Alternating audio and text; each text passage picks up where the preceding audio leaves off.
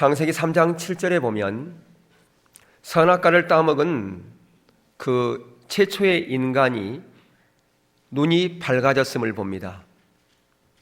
그 눈이 밝아졌다는 것은 바로 우리가 살피고 있는 하나님의 관점, 영적인 눈이 밝아졌다는 그런 의미가 아니라 우리 인간의 기준이 생겼다고 하는 것입니다. 우리의 관점이 언제 생겼는가? 바로 선악과를 따먹은 이후라고 하는 것이죠. 바로 자기 자신을 기쁘게 하기 위해서, 또한 자기를 과신하기 위해서 그런 선악과를 따먹었죠.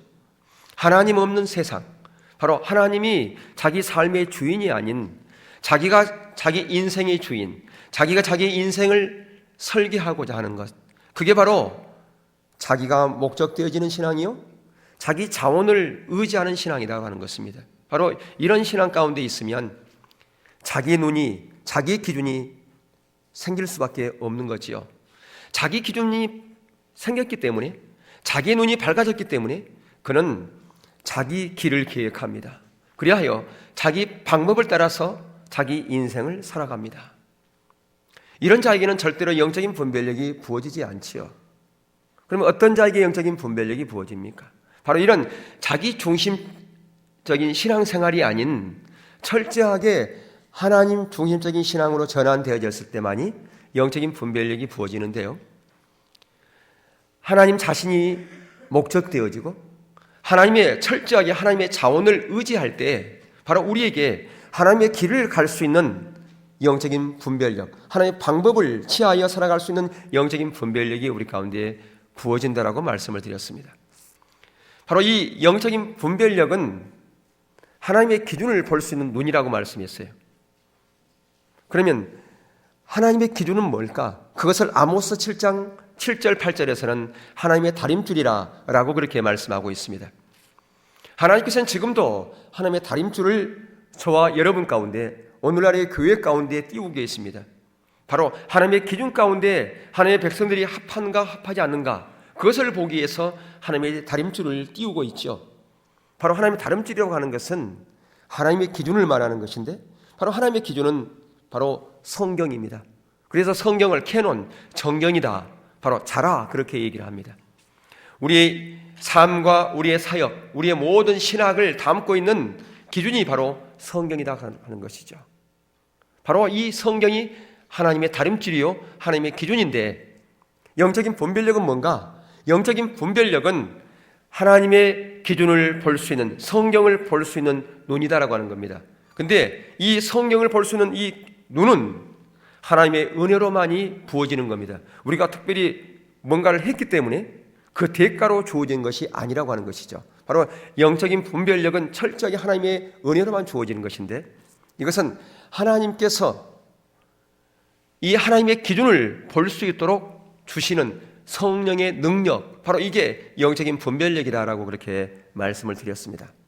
근데 이 영적인 분별력은 부익부 빈익빈의 법칙이 있다라고 말씀을 드렸어요. 보는 자는 더 보게 될 것이고 못 본 자는 더 못 보게 된다라고 하는 겁니다. 마치 마태복음 13장에서 그 네 가지 밭처럼 길과 밭과 같은 그런 자들은 더 못 보게 될 것이고 좋은 밭과 같은 그런 자들은 더 보게 될 것이다 라고 말씀드렸습니다. 그래서 이 네 가지 밭은 우리의 마음의 자세이요, 또한 보는 것을 말합니다. 바로 길과 밭과 같은 그런 마음이 강팍한 그런 마음의 자세인데, 이건 전혀 하나님의 길을 볼 수 못하지요. 돌짝밭과 마찬가지입니다. 돌짝밭도 마찬가지, 길가밭도 마찬가지죠. 돌짝밭과 길가밭은 그런 사람들은 예수님을 추종했던 수많은 사람들이었습니다. 오병이의 기적도 보았고, 죽은 자가 살아난 나사로의 기적도 보았고, 많은 환자들이 치유되는 그런 현장에 함께 있었던 사람들입니다. 그러나 예수님의 그 가치를 몰랐고 대가를 지불해야 될 그 순간에 그런 대가 지불이 힘들어서 예수님을 포기하고 떠났던 그 수많은 사람들이 바로 돌짝밭이요 가시떨기 밭이라고 하는 것입니다. 어떤 자만이 예수님 곁에 남았는가? 보는 자만이 남았습니다. 어떤 자가 남았습니까? 바로 좋은 밭, 바로 예수님의 제자와 같은 좋은 밭 가지고 있는 자, 바로 보는 자들만 남아서 그들을 통해서 30배, 60배, 100배의 결실을 맺었다고 하는 것입니다. 어떤 결실이? 하나님 나라의 열매를 맺었다고 하는 것이죠. 오늘날도 마찬가지입니다. 저와 여러분을 구원하는 것은 단순히 지옥에 가지 않고 천국 가기 위해서 우리를 부르는 것이 아니에요. 하나님의 동역자로 우리를 불렀어요. 어떤 동역자로? 하나님 나라의 동역자로. 바로 아브라함도 마찬가지입니다. 모세도 마찬가지입니다. 바울도 마찬가지입니다. 성경의 모든 의인들은, 믿음의 선진들은 바로 하나님 나라의 열매를 맺는 자들로 하나님께서 부르셔서 그들을 사용하시고 결국 그들이 죽었을 때 천국으로 인도하신 거라 그 말입니다. 바로 저와 여러분을 부르는 것도 마찬가지입니다. 이 땅 가운데서 하나님 나라의 열매를 맺게 하신 이후에 바로 우리가 그때가 언제일지 모르지만 하나님께 우리를 부르실 때에 그때 이제 천국에 가는 겁니다. 바로 그게 우리의 인생이라 그 말이에요. 부흥도 마찬가지입니다. 우리가 부흥을 고대하는 것도 부흥도 보는 것과 밀접한 관련이 있다라고 말씀을 드렸습니다. 이사야 하반부는 이 말세지 말에 있을 놀라운 회복과 부흥에 대한 예언이 거기에 담겨져 있는데 하나님의 부흥은 회복이 없이는 절대로 부흥이 올 수 없어요. 회복과 부흥은 동전의 양면처럼 같이 가는 것인데 회복되려면 세 가지가 전제되어진다고 말씀을 드렸습니다. 가장 먼저는 현실을 인식하는 겁니다. 현실을 하나님의 관점에서 영적인 분별력을 통해서 현실을 인식하고 나와 내 아비집이 범죄했다고 그렇게 통회하고 하는 자리로 가는 느헤미야처럼 그렇게 현실을 인식한 자만이 그 죄가 나의 죄로 여기고서 회개하는 자리로 가게 될 뿐 아니라 하나님이 이 땅 가운데 부흥으로 오지 않으면 어떠한 대안도 없습니다. 그걸 보았기 때문에 중보기도 하는 자리로 가게 돼 있어요. 가장 먼저 현실을 인식하고 회개하고 중보기도 하는 자리로 가는 이런 자리에서 회복이 있다고 말입니다. 이런 회복된 자, 이런 자가 바로 침노한 자예요. 이런 자가 바로 파수꾼이요. 이런 자들을 통해서 바로 하나님의 부흥을 담을 수 있다고 하는 것이죠. 바로 이러한 부분들을 우리는 살폈습니다. 그런데 이 영적인 분별력은 전적인 하나님의 은혜로 부어지는 것인데 우리 편에서 해야 될 것은 뭐냐? 바로 올바른 마음의 자세를 가져야 된다고 하는 겁니다. 올바른 마음의 자세를 가지고 있지 않으면 절대로 영적인 분별력은 부어지지 않습니다. 베드로전서 5장 5절의 말씀처럼 바로 겸손한 자에게 은혜가 부어지시지만 바로 하나님께서는 교만한 자를 대적하신다고 말씀드렸어요. 우리가 겸손히 하나님 앞에 엎드릴 때 내가 바로 그런 자입니다. 그런 좋은 밭, 바로 보는 자, 그런 자들에게 하나님께서는 은혜로 영적인 분별력, 이 시대를 향한 하나님의 관점, 하나님의 그 기준을 밝히 계시해 주고 있다라고 하는 사실입니다. 그래서 오늘 이 시간 우리는 무엇을 살필 거냐 하면 이런 영적 분별력을 가지려면 그렇다면 우리가 어떤 자세를 가져야 될 것인가? 총 6가지인데 오늘은 3가지를 살펴보려고 해요. 가장 먼저는 하나님의 얼굴을 구하는 자세라고 하는 것입니다. 여러분 성경에서 하나님을 찾는다는 것은 곧 하나님의 얼굴을 구하는 것입니다. 시편 24편 6절에 보면 거기에 보면 그런 말씀이 있어요. 이는 여호와를 찾는 족속이요 야곱의 하나님은 얼굴을 구하는 자로다. 성경에서 하나님을 찾는다는 것은 내 문제 때문에 찾는다는 것을 말하는 게 아니에요. 그렇게 하나님을 찾는다는 의미가 아니에요. 성경에서 하나님을 찾는다는 것은. 그럼 뭐냐? 하나님의 얼굴을 구하는 것을 성경에서 하나님을 찾는 것이다 라고 이렇게 말씀합니다. 그렇다면 하나님의 얼굴이 있어요? 하나님의 얼굴 없습니다. 하나님은 영이기 때문에 우리 같은 얼굴이 없어요. 그러면 무슨 의미인가? 하나님 그분 자신을 구하라 그 말입니다. 하나님 그분의 목적이 나의 목적이요 그분의 뜻이 나의 뜻이 되게 하는 것, 그게 바로 하나님의 얼굴을 구하는 거라 그 말입니다. 내 의도와 내 문제와 내 것을 내려놓고 하나님의 그분 자신을 구하는 것이요 그분의 의도와 목적을 구하는 것이 바로 하나님의 얼굴을 구하는 자세라고 하는 것이죠. 그렇기 때문에 손을 구하는 것과 대비되는 것인데요. 손을 구하는 건 뭡니까? 내 문제, 내 상황, 내 환경, 그것을 가지고 하나님께 나가는 것을 손을 구하는 것이다 라고 그렇게 얘기를 합니다. 여러분 이스라엘 백성들이 광야에서 40년 동안 그들이 구하는 것은 하나님의 얼굴이 아니었어요. 그들은 그들의 피로만을 구했습니다. 자기들의 손만을 구했어요. 그렇기 때문에 그들 가운데는 하나님의 길을 하나님께 계시하지 않았어요. 영적으로 그들은 병들어 있었다 그 말입니다. 오늘날도 마찬가지입니다. 우리가 하나님 앞에 나오는 목적이 뭔가, 오늘 여러분들이 교회 나오는 목적이 뭔가, 내 필요를 위해서, 내 문제 해결하기 위해서 나오면 절대로 영적인 분별력은 부어지지 않습니다. 육신의 눈, 내 기준은 더 발달될지 모르지만 하나님의 기준은 더욱더 발달되지 못합니다. 그게 바로 부익부 빈익빈이에요. 여러분이 하나님의 얼굴을 구하여 나오면 나올수록 영적인 분별력이 더 부어지겠지만 반대로 내 문제, 내 환경, 손을 구하면 구할수록 여러분의 기준은 더 발달되어지고 영적인 분별력은 더 부어지지 않을 것입니다. 요한복음 6장에 보면 이스라엘 백성들이 하나님의 놀라운 기적을 체험했습니다. 그들은 오병의 기적을 체험했어요. 보리떡 5개와 물고기 2마리 가지고 장정만 5,000명이 먹고도 12강류가 남는 그런 놀라운 기적을 체험했었어요. 그런데 그들 중에 많은 사람들, 특별히 예수님을 추종했던 많은 사람들이 예수님을 다 떠났습니다. 왜 떠난 줄 아십니까? 그들이 예수님을 찾는 목적이 달랐기 때문에 그런 거예요.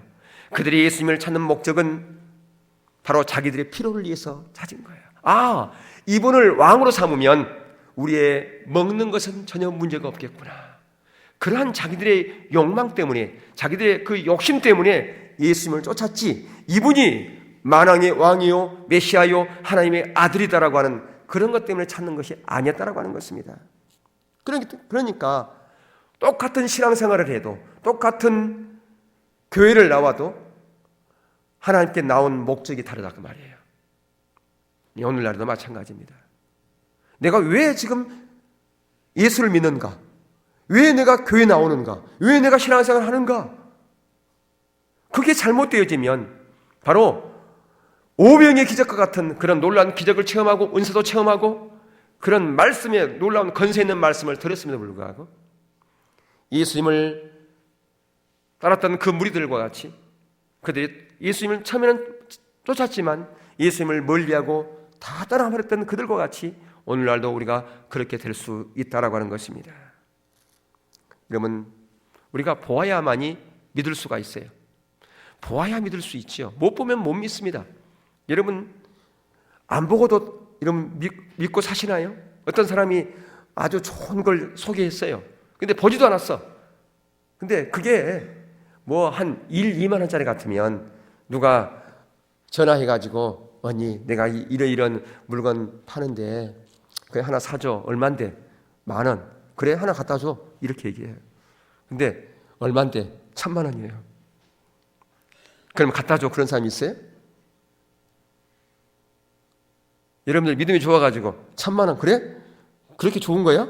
줘. 그런 사람이 있어요. 손 들어보세요. 그런 사람이 있으면. 믿음이 좋은 사람 같으면 정말 그 사람 믿으면 그렇게 할 수 있겠죠. 그 사람을 신뢰한다면, 이 사람 말이 나면 내가 정말 신뢰해. 그런다면 그렇게 할 수 있을지 모르겠지만 그렇다 할지라도 금액이 커지면 그래 그러면 한번 보지. 보고 결정합시다. 그럴 거 아니겠습니까? 무슨 얘기냐면 보아야 믿을 수 있는 거예요. 보아야. 예수님이 어떤 분인가를 보아야 믿을 수 있는데 예수님을 떠났던 그 많은 사람들은 왜 예수님을 떠났는가? 못 믿었기 때문에. 왜 못 믿었는가? 못 보았기 때문에. 보았다면 믿었을 텐데 못 보았기 때문에 못 믿었다 그 말입니다. 그 떠나는 사람들 가운데서 예수님께서 제자들에게 묻잖아요. 너희들도 가려느냐? 그러니까 베드로가 영생의 말씀이 여기 있으니 누가 어디로 가오리까? 예. 왜 이런 고백을 했습니까? 보았기 때문에 남아있는 겁니다. 보았기 때문에 끝까지 그 자리를 고수한 거예요. 보았기 때문에 믿었고 그들을 통해서 하나님께서는 세상을 변화시킨 거라고 말이에요. 그들을 통해서 30배, 60배, 100배의 결실을 맺게 하셨다 그 말입니다. 여러분 그렇게 하나님의 가치를 볼 수 있는 그런 자리에 있기를 주의 이름으로 축복합니다. 그렇게 보아야 여러분이 믿을 수 있는 거예요. 바로 하나님의 얼굴을 구하는 자리에 있을 때만이 바로 우리 가운데 그렇게 볼 수 있는 눈이 열린다 그 말입니다. 하나님의 얼굴을 구한다는 게 뭡니까? 하나님 자신을 구하는 거라고 말씀드렸어요. 그분이 나의 삶의 목적이라고 말이에요. 그분의 뜻이 나의 뜻이에요. 그분의 목적이 나의 목적이요. 그분의 뜻이 나의 뜻이에요. 이게 본 자만이 이렇게 살 수 있어요. 못 보면 어떻게 하나님의 내 뜻이 됩니까? 내 뜻이 내 뜻이 돼야 되고 내 뜻이 하나님의 뜻이 돼야죠. 내 문제가 하나님의 문제가 돼야죠. 어떻게 하나님의 뜻이 내 뜻이 되고 하나님의 목적이 어떻게 내 목적이 됩니까? 안 됩니다. 이게 보지 못하면 절대 그런 자리에 못 갑니다. 대가 지불 못합니다. 그러니까 부자 청년처럼 예수님의 가치를 모르니까 그는 슬퍼하면서 돌아갔지요. 그가 정말 예수님의 가치를 보았다면 자기의 모든 재산을 팔고서 가난한 자에 주고 예수님을 따랐을 거예요. 그런데 왜 그가 슬퍼하며 돌아갔습니까? 예수님의 가치를 몰랐기 때문이라고 말입니다. 여기서 이 사람들도 대가 지불이 안 됐기 때문에 떠난 거라고 말이죠. 여러분, 여기 오병의 기적을 체험했던 그 수많은 군중들이요, 사모함이 없어서 그런가요? 사모함, 저와 여러분보다 훨씬 더 사모했습니다. 그들은 며칠씩 굶어가면서 예수님을 따랐어요. 예수님의 그 은혜로운 말씀, 권세의 말씀, 그것을 듣고자 하는 사모함이 있었단 말이에요. 물론 그들이 거기서 예수님의 놀라운 기적도 체험하고자 그런 열망도 있었겠지만, 근데 그들이 사모했기 때문에 며칠씩 굶으면서 따랐죠. 어디에 그런 말씀이 있다고요? 어디에 그런 말씀이 있는가요? 요한복음에 있어요. 여러분, 오병의 기적의 목적이 있지요. 오병의 기적은 예수님께 생명의 떡이라고 하는 사실을 하나의 증표로 보여준 것이지만, 물론 그것이 주된 목적이지만 예수님께서 그렇게 말씀하셨죠. 이들의 뒀다가는 이들 다 굶게 생겼다. 그래서 오병의 기적을 베푸신 거예요. 그래서 며칠씩 굶었기 때문에, 한두 명도 아니고. 여러분, 우리가 신앙생활 하면서 자기 문제 해결이 우선순위가 있고 그것을 손을 구하는 것이에요. 그것이 우선 되어지면 절대로 영적인 분별력이 부어지지 않습니다. 근데요, 아무리 이 부분을 얘기해도요, 지금도 그러면 내 문제는 어떻게 하고, 그런 마음을 갖고 있는 사람이 있어요. 지금 그런 마음을 갖고 있는 사람이 있다니까요. 내 문제는 그럼 어떻게 하고, 그런 마음을 갖고 있는 사람이 있어요. 그럼 마태복음 6장 33절 말씀 얘기하면, 그러면 그렇지 또 돌아가. 그러니까 우리는 성경 공부할 때는 정답 얘기하지만 말씀 들을 때나 살아갈 때는 우리가 성경의 말씀대로 안 살아요. 그러니까 성경의 말씀은 언제 필요한가? 성경 공부하고 할 때, 정답 얘기할 때, 그때만 성경이 필요하고, 실제 우리의 삶 가운데는 성경이 전혀 필요하지 않아요. 그때는 뭐가 필요한가? 내 삶의 방식, 그대로 살아가는 거예요. 그러니까 영적인 분별력이 얻어질 수밖에 없는 거라고 말이에요. 너희들은 먼저 그 나라와 그 의를 구하라. 너희들이 손을 구하는 그런 것은, 너희 문제 구하는 것은 이방인들이 구하는 거다. 너희들이 구하지 않아도 내가 다 알고 있어. 그런 거. 먼저 그 나라와 의를 구하면 그런 부분은 자연스럽게 해결되는 거야 라고 그렇게 얘기하는데도 불구하고 우리는 우선순위를 먼저 그 나라와 그 의에 두지 않아요. 먼저 내 문제, 내 가정, 내 자녀, 이러니 문제가 해결되겠어요? 해결이 안 되지. 그러니까 정답은 성경 공부할 때만 필요하고, 실제 우리의 삶에서는 그 성경 말씀은 온데간데 없다 그 말이에요. 두 번째, 우리가 영적 분별력에 대한 자세가 뭔가? 하나님의 뜻을 행하고자 하는 자세입니다. 요한복음 7장 17절에 의하면요, 우리 한번 읽어보겠습니다. 요한복음 뜰 텐데 시작. 사람이 하나님의 뜻을 행하려 하면 이 교훈이 하나님께로부터 왔는지 내가 스스로 말하는지를 알리라. 그러니까 하나님의 뜻을 행하고자 하는 자에게 뭐가 부어진다는 얘기입니까? 영적인 분별력이 부어져서, 지금 내가 지금 스스로 한 말인지 하나님께로 온 교훈인지 너희들이 알게 될 것이다. 뭐 하면? 하나님의 뜻을 행하려고 하는 그런 마음이, 자세가 있는 자들에게는 영적인 분별력이 부어져서 내가 지금 하는 것이 스스로 하는 것인지 하나님께서 온 것을 말하는 것인지 알게 될 것이다. 왜 이 말씀을 하셨는가요? 예, 종교주의자들이 하도 예수님에 대한 말씀을 못 믿으니까 바알세불 집회다 그러고 하나님 말씀이 아니라 그러고 하도 그러니까 이 말씀을 하셨다 그 말이에요. 근데 왜 종교주의자들이나 또 일반 이 군종들이 그렇게 할 수밖에 없었겠는가? 이해가 됩니다.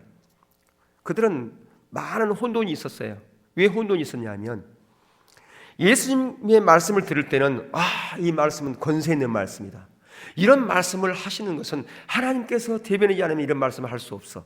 그리고 또한 놀라운 기적을 베푸지 않습니까? 그러니까 그 말씀을 더 대변해 주는 거예요. 그래. 이 기적은 하나님께서 행하신 거야. 그랬는데 그들이 바리새인들이라든가 종교주의자들한테 가서 또 말씀을 들으면 그들의 말씀이 또 맞는 것 같아. 거기 가서 들으면 예수님의 말씀이 틀린 것 같고 예수님한테서 말씀을 들으면 종교주의자들의 말씀이 또 틀린 것 같고 이게 도통 혼돈 가운데 있는 거예요. 이게요. 무엇이 진짜인지 무엇이 가짜인지가 구별이 안 가는 겁니다. 이게요. 지금 이들이 이렇게 혼돈 가운데 있었다 그 말이에요. 그런데 예수님께 결정적으로 한 방을 매겨버린 게 있었죠. 그렇게 혼돈 가운데 있는 가운데 있은 그들이 한 방을 매긴 게 바로 뭐였느냐? 오병의 기적의 참된 의미를 말씀하셨어요. 오병의 기적의 참된 의미가 뭡니까? 예수님이 생명의 떡이라고 하는 것이잖아요. 그러니까 내 살과 내 피를 먹으라. 그 말씀을 하니까 아니 짐승의 피도 안 먹는데 사람의 피를 먹으란 말입니까? 이 말씀은 우리에게 너무 어렵다. 우리를 걸려 넘어지게 한다. 떠나버렸어요. 누가? 예수님을 안 믿는 사람? 아니에요. 예수님을 믿는 제자라고 성경은 기록하고 있어요. 그러니까 오병의 기적에서 그렇게 떠나버렸어요. 요한복음 7장에는 또 누가 또 혼돈 가운데 있었는가? 예수님의 형제들이에요. 거기는 야고보도 포함되어 있어요. 나중에는 그 야고보가 회심해서 예루살렘 교회의 담임 목회자라고 할 수 있는 그런 사역을 감당합니다만은 처음에는 이들도 혼돈돼 가지고요 예수님을 핍박했거든요. 요한복음 8장에 가면요 거기 보면 소위 예수님 믿었던 유대인들이 예수님의 말씀을 전혀 이해하지 못했다고 기록되어 있어요. 나중에는요 59절에 보면 예수님을 돌로 치려고 그랬어요. 그러니까 이들이 혼돈될 수밖에 없는 겁니다. 왜 혼돈될 수밖에 없는가? 이들이 이때까지 그런 참된 복음 가운데 있었던 게 아니라 거짓된 복음 가운데서 신앙생활을 했어요. 어려서부터. 물론 그들이 성경 박사지요. 성경을 많이 알았죠. 성경을 가르쳤고 성경을 암송했지요. 그랬음에도 불구하고 그들이 자라난 그 토대가 배경이 어떤 곳이었는가? 율법주의와 기복주의와 인본주의로 가득 찬 그런 거짓 신앙 가운데 있었기 때문에 예수님의 그 말씀을 한 번 들어가지고 이해가 됩니까? 물론 두세 번 들고 10번도 들었겠죠. 그렇지만 아직까지 그들이 전환이 안 됐어요. 마치 어떤 것 같냐면 이제 봄이 되면 논에 이제 썰어지를 할 겁니다. 모내기 하려고. 썰어지를 하면 이제 논을 이렇게 평평하게 이제 물대가지고 흙을 이게 다져가지고 이렇게 잘게 부숴가지고 반죽을 해놓은 것처럼 그렇게 되지 않습니까? 여러분 썰어지라는 그 논에 들어가 보세요. 한 발을 딱 띄면 발자국이 남아요. 근데 조금 있으면 발자국이 사라져버려요. 마치 이것과 같은 거예요. 기존에 이런 잘못된 그런 신앙생활을 하고 있은 율법주의와 기복주의, 인본주의 이런 거짓 신앙체계에서 신앙생활을 오래 한 사람이 이런 신앙의 본질, 우리의 신앙은 하나님 관계로부터 출발합니다. 이런 얘기 들으면 그때는 맞는가? 맞아, 그렇지. 그런데 돌아서면요, 그게 무슨 의미인지 하나도 생각이 안 나요. 다 잊어버려요. 어디로 가버리냐? 원래 신앙생활로 가버려요. 그래서 내 어떤 의식을 가지고 행위를 가지고 하나님께 나가려고 하는 거야. 계속해서. 마치 논에 썰어질 한 데서 발자국과 같은 거예요. 이게 바로 혼돈이라고 말입니다. 이렇게 혼돈 가운데 있었다고 말이에요. 오늘날에도 우리가 혼돈 가운데 있는데 그 당시는 더 있겠죠. 왜 더 안 좋아하세요? 그들은 어릴 때부터 성경을 암송한 사람들이에요. 성령을 공부한 사람들이에요. 물론 여기 계신 분 중에 모태신앙을 가진 사람도 있겠지만 중간에 신앙생활하는 사람들 많잖아요. 예. 근데 이들은 다 모태신앙이단 말이에요. 유대인들은 다 모태신앙이에요. 어릴 때부터 하나님을 믿었던 사람들이에요. 그런 사람들이 예수님의 참된 복음의 말씀을 들으면 금방 깨달아졌겠어요? 그들의 삶이 금방 전환됐겠습니까? 신앙의 가치관이 금방 전환됐겠습니까? 금방 안 되죠. 그러니까 혼돈될 수밖에 없는 겁니다.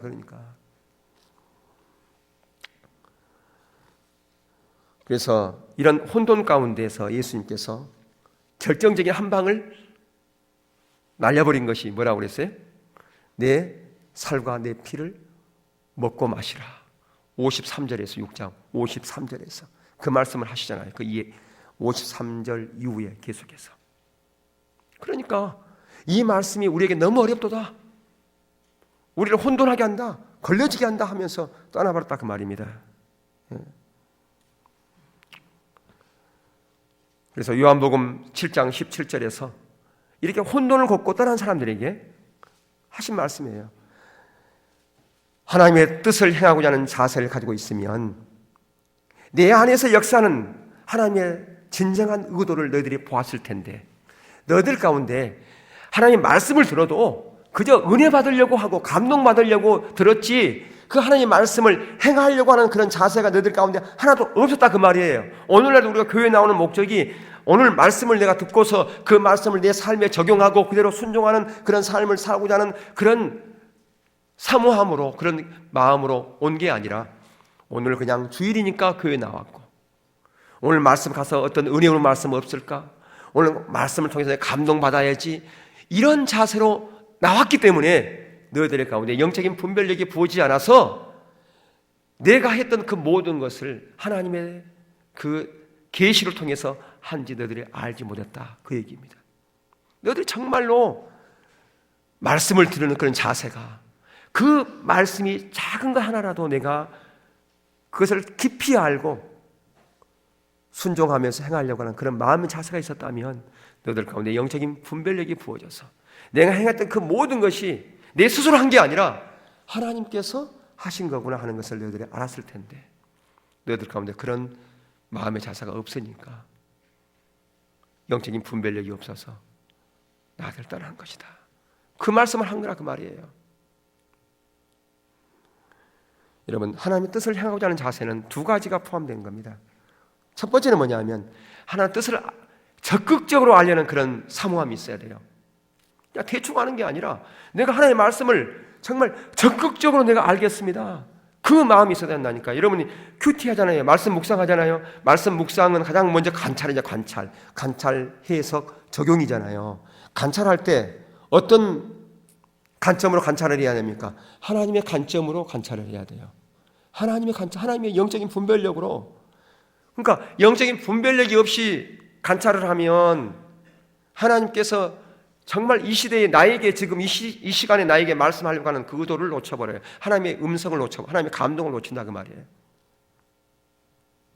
우리가 묵상을 하더라도, 성경을 읽더라도 하나님, 이 시간에 하나님 저에게 하나님 뜻을 알려주세요. 하나님의 관점에서 알려주세요. 내 관점이 아니라 하나님의 관점에서 저에게 말씀해 주세요라고 하는 그런 적극적으로 구하는 자세가 있어야 돼요. 성경을 읽든 성경을 묵상하든 말씀을 들을 때도 마찬가지예요. 두 번째는 뭐냐면, 두 번째는 그 말씀을 내가 알았다면 내가 그 말씀을, 내게 주시는 그 말씀을 내가 순종하겠습니다 하는, 이게 적극적으로 행하려고 하는 이런 자세가 필요하다 그 말이에요. 이런 말씀을 왜 듣습니까? 내가 지식으로 알려고요? 새로운 정보 알기 위해서요? 감동받기 위해서요? 은혜 받기 위해서? 그것도 필요하지만 더 한 단계 더 나가야죠. 그 은혜로운 그 말씀을 머리에만 두지 말고 가슴으로 끌어내려서 내 것으로 만들고 그것을 행하는, 순종하는 그런 자리로 가야 된다 그 말입니다. 그런 자에게 뭘 보여주신다고요? 영적인 분별력을 보여주신다 그 말입니다. 그런 자에게. 요한복음 5장 30절에 보면 예수님께서 이렇게 말씀하세요. 내가 아무것도 스스로 할 수 없노라. 듣는 대로 심판하노니 나는 나의 뜻대로 하지 않고 나를 보내신 이의 뜻대로 하려 함으로 내 심판은 의로우니라. 지금 예수님은 자기 스스로 판단하지 않고 하나님께로부터 듣는 대로 판단하시기 때문에 자신의 판단은 옳다라고 그렇게 말씀하는데요. 근데 여기서 듣는 대로 하는 것은 헬라어 현재형이에요. 내가 계속해서 내 뜻이 아니라 하나님의 뜻을 적극적으로 행하려고 하는 그런 마음의 자세를 가지고 하나님을 바라보기 때문에 하나님께서는 계속적으로 하나님의 의도와 목적을 나에게 부어주신다. 다시 말하면 영적인 분별력을 나에게 부어주신다. 그 얘기입니다. 이게 바로 현재형이에요. 과거에만 한 번 그게 아니라 계속적으로 그게 된다 그 말입니다. 계속적으로. 지금 예수님께서는 지금 지속적으로 이렇게 하셨다 그 말. 하나님과의 관계에서 내가 지속적으로 하나님의 뜻을 구하는 그런 자리에 있었기 때문에 하나님께서는 나에게 하나님의 그 의도와 목적을 지속적으로 알려주셨다 그 말씀. 그렇기 때문에 내 판단은 의롭다. 내 스스로의 판단이 아니라 하나님의 판단이기 때문에 그 말씀을 하고 계신다 그 말입니다. 그렇기 때문에 중요한 것은요, 하나님의 관점에서 보는 눈이 우리 가운데 있어야 돼요.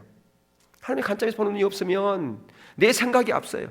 내 지혜가 앞서요. 내 경험이 앞서요. 그걸 가지고 모든 걸 하려고 그래. 그러니까 실수하고 넘어지고 잘못될 수밖에 없죠. 우리가 영적인 사람은 영적인 눈이 열려야 돼요. 아까 보세요. 영상에 보면 마음으로 보는 눈도 사람들을 감동시키잖아요. 그것도 참 귀하죠. 그러나 그것보다 훨씬 더 귀하고 값진 것은 영적인 눈이에요. 영적으로 보는 눈이라 그 말입니다. 우리는 영적인 사람이기 때문에 영적인 눈이 있어야 돼요. 하나님의 백성들은. 그래야 하나님의 관점에서 모든 것을 판단하고 모든 것을 생각하고 일할 수 있다 그 말이죠. 자, 근데 영적인 분별력 갖기 위해서 아까 순종하는 자 중요하다고 말씀했는데 이것은 하나님을 사랑하는 자에게 이러한 영적인 분별력을 또한 부어주신다고 말씀해요. 사랑과 순종은 같이 가는 거예요. 자, 요한복음 14장 21절 한번 볼까요? 들 텐데 한번 읽어보겠습니다. 시작. 나의 계명을 지키는 나를 사랑하는 자니 나를 사랑하는 자는 내 아버지께서 사랑을 받을 것이요 나도 그를 사랑하여 그에게 나를 나타내시리라. 지금 보세요. 누가 주님을 사랑하는 자입니까? 어떤 자가요? 순종하는 자. 우리가 하나님 내가 주님 사랑해요. 그리고 고백하잖아요. 찬양도 있잖아요. 주님 사랑해요. 근데 우리가 입술로만 주님을 사랑한다고 그러면 안 된다는 말이에요. 진정한 사랑은 뭐가 동반된다고요? 순종이 동반된다는 거예요. 순종이 없는 사랑은 사랑이 아니에요. 그건요. 여러분 남녀 간의 사랑과도 관계도 마찬가지예요. 맨날 말로만 난 당신 사랑해. 사랑해. 그런데 상대방의 필요도 채워주지 않아. 사랑은 뭐라고요? 상대방이 뭘 하는 거예요? 사랑이라고요? 상대방의 필요를 채워주는 게 사랑이에요. 진정한 사랑은 상대방의 필요를 채우는 겁니다. 근데 그 사랑은 그 상대방 필요를 채우는 사랑은 무슨 철로를 통해서 전달되는 겁니까? 관계라고 하는 철로를 통해서 전달되는 거예요. 관계. 그러니까 하나님과 우리가 진정한 친밀한 관계 가운데 있을 때에 바로 우리가 순종하는 자리에 가게 되고요. 사랑하는 자리에 가게 되는 거예요. 하나님과 친밀한 관계가 없으면 아무리 내가 하나님 사랑해요 하지만 사랑하는 게 아니에요. 그렇죠? 우리 서로 이렇게 같이 저기 커플 앉아 있는데 상대방의 필요를 채우고 계세요? 정훈이 형제? 모르겠어요? 좀 채워봐요. 그게 진정한 사랑이라고 그랬잖아요. 그러니까 순종이 바로 주님을 사랑하는 증표라고 말입니다. 사랑이 뭐라고요? 주님을 사랑하는 순종이 뭐라고요? 순종이 주님을 사랑하는 증표라고요. 순종이. 순종하지 않으면 사랑이 아니에요. 그게. 근데 이렇게 하나님과 예수님은 순종한 자를 사랑하시고요. 그런 자에게 주님을 더 알려주세요. 다시 말하면 영적인 분별력을 더 부어주신다 그 말입니다. 예수님의 예를 한번 보면요, 요한복음 5장 20절 보세요. 거기 보면 그런 말씀이 있죠. 예, 한번 읽어보세요. 시작.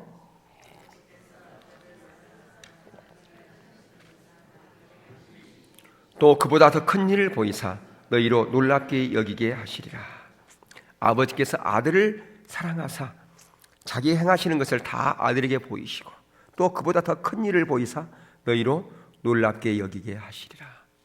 예, 하나님이 우리를 사랑합니까? 안 합니까? 언제부터 사랑했어요?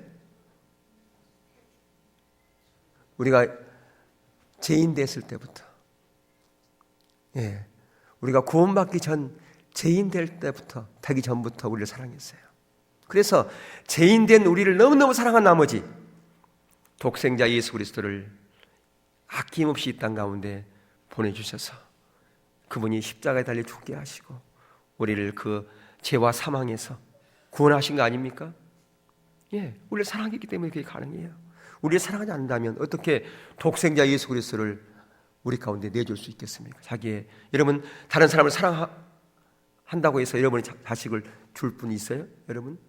없어요. 우리 인간은 하나님의 사랑이 그만큼 큰 거죠. 근데 그렇게 사랑하는 하나님께서 지금도 하나님의 의도와 하나님의 목적을 우리 가운데 계시하고 계세요. 왜? 우리를 사랑하니까. 왜? 사랑하는 자에게 하나님의 일을 맡기려고요. 하나님은요, 불신자에게 하나님의 일을 안 맡겨요. 누구에게 맡기는가? 하나님의 자녀에게, 사랑하기 때문에. 그렇기 때문에 여러분이 하나님의 일을 맡고 있다면 그건 특권이에요. 그게 얼마나 귀한 특권인지 아세요? 어떤 사람은 그런 특권을 그냥 함부로 포기하고 발로 차버려. 사랑하는 자에게 좋은 특권인데도 불구하고 얼마나 귀한 것인데 그 가치를 모르니까 그러는, 가치를 모르니까. 하나님께서 우리를 부르신 것은 하나님의 동역자로 우리를 불러서 하나님 이 시대 가운데 하나님의 의도와 목적을 저와 여러분을 통해서 이루셔서 하나님 나라의 열매를 30배, 60배, 100배 결실을 맺게 하고자 우리를 부르신 것인데 그 의도를 모르는 거예요. 왜 모르는가? 하나님의 뜻을 행하려고 하는 그런 자세가 없기 때문에 그러는 거예요. 순종하지 않기 때문에 그러는 겁니다. 사랑하지 않기 때문에 그런다 그 말입니다. 결론은 그래요. 예.